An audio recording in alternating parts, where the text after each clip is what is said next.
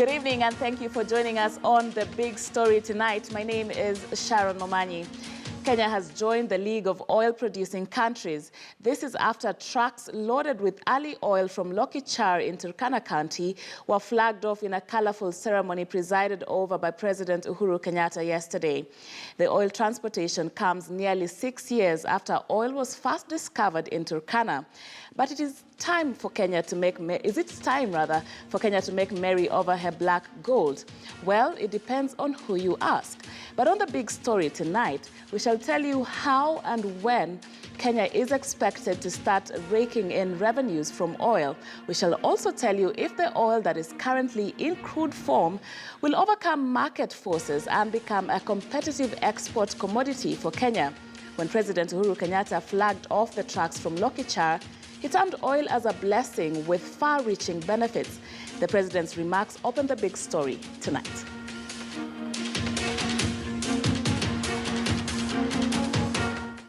Kwamba haya mafuta yatakuwa baraka kwa wananchi wa Kenya na Afrika Mashariki. Yatakuwa baraka ambaye itatuwezesha kupata utajiri katika kaunti yetu ya Turkana, katika Kenya na pia Afrika Mashariki. Right, and before I introduce you to my guests who I'll be speaking to in studio tonight, I want to cross over to our lead reporter, Sophia Wanuna, who is joining us from the city center to just give us a prelude into this discussion. And a good evening to you, Sophia. Good evening, Sharon. So we saw President Uhuru Kenyatta flagging off those 4 trucks carrying crude oil from Turkana, Lokichar to Changamwe, the Kenya Petroleum there, where they'll be stored, and of course some tests will be taking place as well. But this flagging off, Sharon, came after protracted disagreement over revenue sharing from these products. The national government, the county governments, and the local communities where this oil is coming from. And so finally, the two parties, after several meetings, coming out to announce a deal had been reached, that the national government will take 70% of the revenues, the county government of Turkana, 25%, and from the various local communities at any particular time, they'll be getting 5% of the revenue. However, during that ceremony yesterday, Governor Nanok saying and indicating that it's important that law be put in place to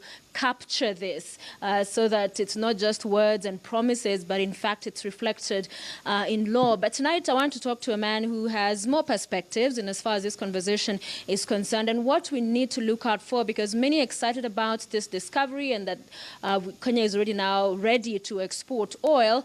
But how has it fared for other African countries like Nigeria, the biggest oil producing country in Africa? Has there been significant change as far as the economy due to this rich commodity? So tonight, many of us know him as the NASA CEO, but he joins me in a different capacity. He wears many hats. Norman Magaya is a PhD candidate, oil and gas law at St. Augustine University of Tanzania, but also a lecturer at Kabrak University teaching oil, gas, and energy law. Yes, very smart indeed. Good to have you with us tonight, Norman. Let's begin with that concern around revenue sharing, that even the governor yesterday saying we need to put law in place despite there being a deal. Do you share that concern?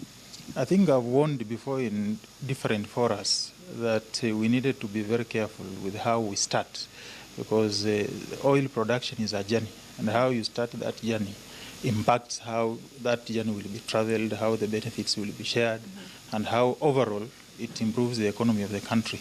Because the effect of petrodollars normally, the expectation is that the economy of the country will perform well, that the general livelihood of citizens will improve through reduced cost of doing business, manufacturing, and all that. But they also have a destabilizing effect if not managed properly. One is that they tend to take other productive sectors of the economy into slumber. because if public expectations are not properly managed, they firmly focus on revenues from the oil, and all the other sectors go into slumber, and we have various examples. And Gabon comes into mind when you look at this, where all other productive sectors collapsed. The whole country was tuned to the oil production. Now the Gabon oil has run out. They have no capacity whatsoever to jumpstart all the other sectors that had gone into slumber, and the economy is now underperforming. You have the issue of Angola, where all petrodollars were committed as guarantees for loans that they took. And up to now, the oil they're generating, 85% goes to servicing those loans. So there is very little going to the common person. And when you come to the Kenyan story, is that we are running with the production, but we have not fixed the legal regime. Because one is management of these oil revenues. And we needed first to develop an oil and gas revenue management policy that will be taken through stakeholder involvement. And it is through this process of developing this policy that we manage public expectations, that the host community is able to understand what is in it for them, what exactly involves the production of this oil, that the exploration companies have made massive investments. There is no contribution from the state. The expectation and the only insurance they have is that once production starts, they are able to recoup their investments from the revenues. And the local community needs to understand this, that the government has not made any investment in the exploration of this oil. And if that is not done, then you have a potential for conflict, because once the production starts, the expectation of the local community is that, yes, they are bearing the brand of exploring oil. It has adverse environmental consequences that will change the livelihoods of generations. You look at Turkana, for example, is a nomad community. They have to change their lifestyle. They have to manage their livestock in a different way, and they will live with these environmental consequences for long. So up to now, they don't know what this 5% means to them, and that's why you heard the president yesterday saying that this money is not for it to come here for you to share. Each household. We are going to make investments in infrastructure, in education, in health that will impact on the community. And this is something that needs to have been long spelled out through these revenues. And you look at our neighbors, Uganda. The first thing they did was to develop an oil and gas revenue management policy framework that then guided them in developing the oil and gas revenue management law, which they have already put in place before they commence production. But we are now in a bit of difficulty because we've started production. We are doing an early production pilot scheme, yet we do not have an enabling law. The law we have, the Oil Exploration and Production Act, Cap 308, one of its deficiencies, it has no part dealing with the management of revenues. Two, it places the entire mandate for negotiation of oil production contracts, for negotiation of prices and export in the cabinet secretary.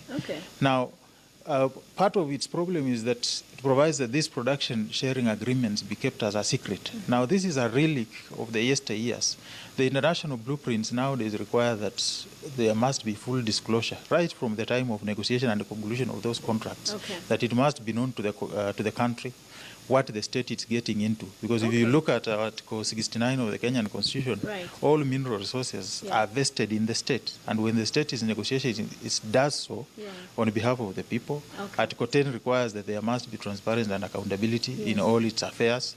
So these production sharing agreements must have been disclosed. They must be public documents, so that once we are talking about the percentages that the government is talking about, 75, 25, 5, we must know it is 75% of what.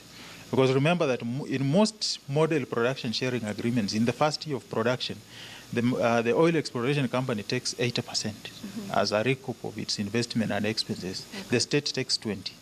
In the second year, it goes to 40, 60. So the communities, Kenyans at large, need to be cautiously optimistic going into this. But help us compare what we are seeing here in Kenya, because we're not able to refine this oil. It's crude at the moment. The refinery dilapidated as it stands. The government is talking about setting up a refinery in Lamu. But Nigeria, for years, has been producing oil. Has it had significant impact on economic growth?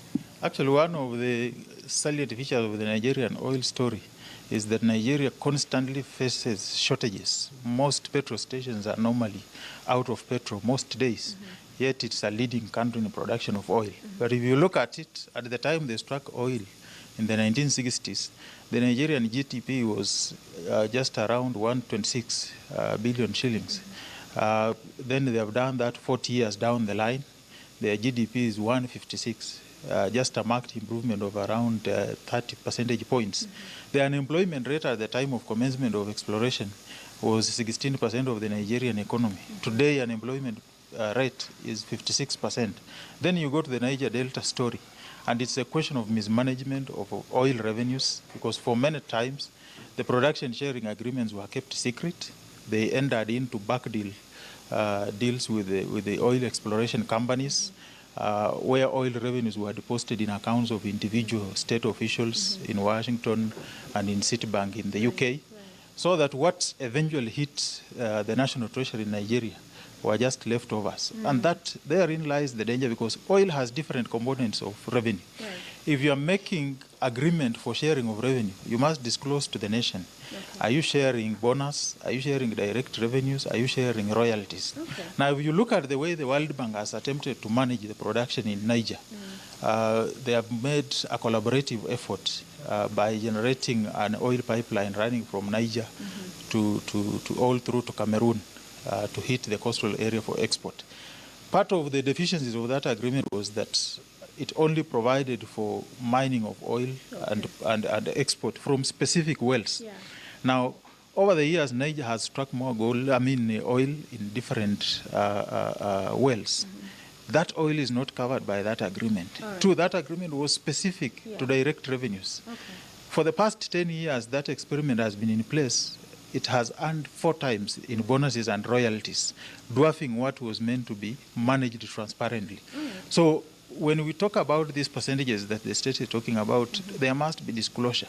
Are we sharing royalties? Are we sharing bonuses? Are we sharing direct revenues with these oil companies? And I think that needs to be abundantly clear, because it helps in managing expectations. Exactly. It's very, very important. Transparency. Yes. Okay. Expectation management is key.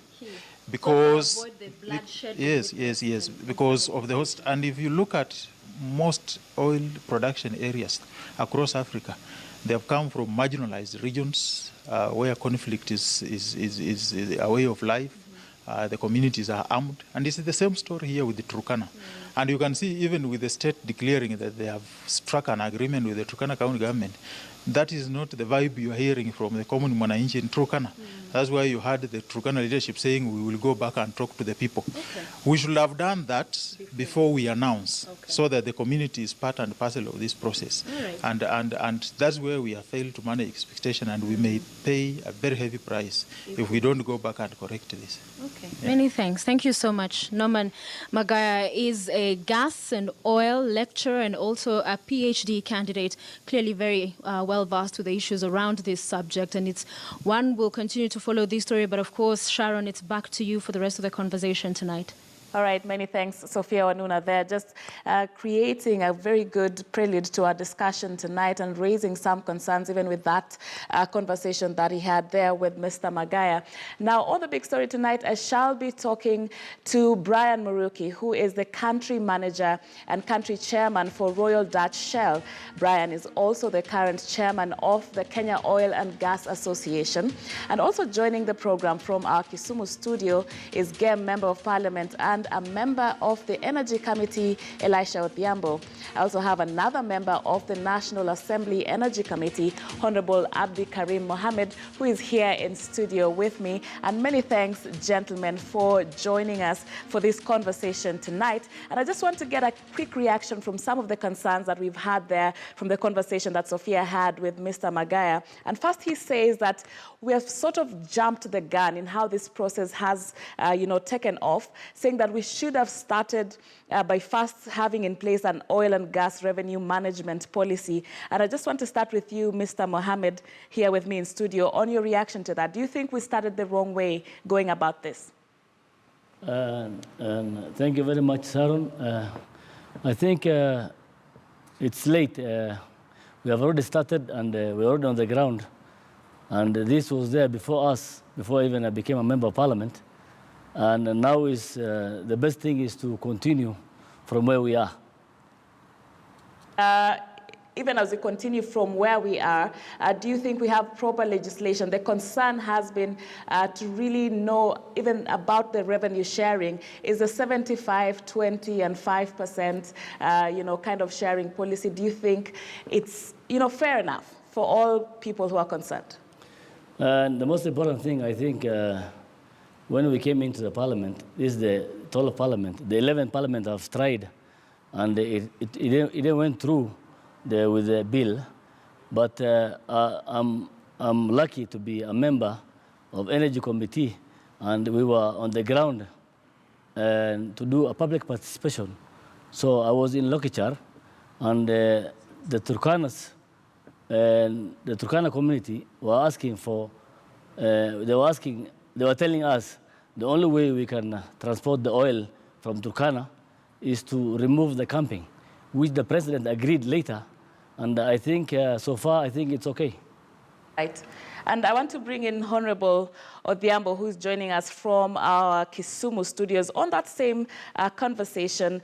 Some of the concerns raised, and Mr. Magaya says that we really need to know what percentage are we getting from what is being shared. Is it royalties? Is it the bonuses? Or is it direct, revenues? Do you think this is information that is clearly on the table?